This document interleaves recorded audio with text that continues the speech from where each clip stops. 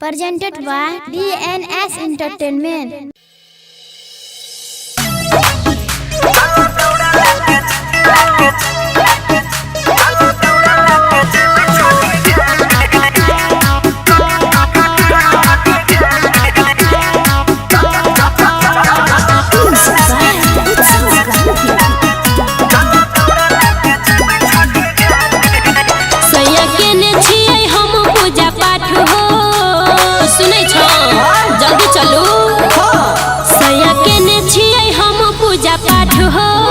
दौड़ा लेके चलू सैया छठी घाट हो, दौड़ा लेके चलू संगे छठी घाट हो।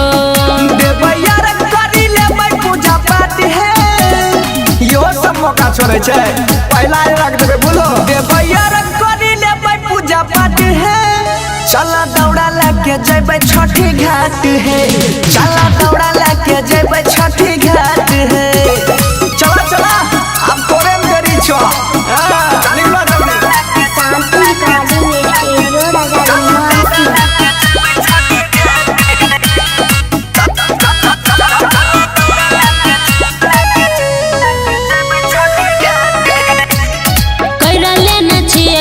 हम हो सिंगार हो, धोती पहनी पियर में हो जा तैयार हो। धोती कुर्ता हमें पहनबे के अरे चिंता न कर रानी दाहुरा सजाबा, डीजे में छठी माई के गाना बजबाबा, नाचबा बुझलो। देरी करब होता बजी जेतै 8 हो, सबसे पहले हम ही पहुंचबे तो टेंशन के ले छो। देरी करब होता बजी जेतै 8 हो, दौड़ा लेके चलो सैया छठी घाट हो, दौड़ा लेके चलो संगे छठी घाट हो।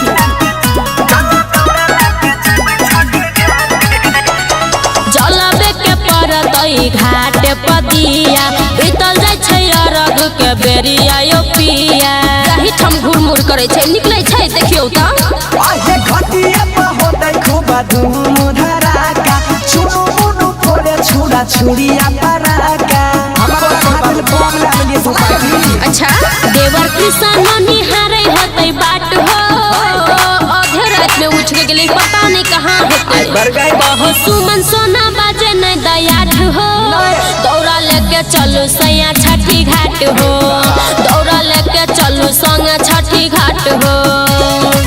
अरे पहुंच गेलिए तो कहां ध्यान जाता है। स्टूडियो राजा जनमानसी।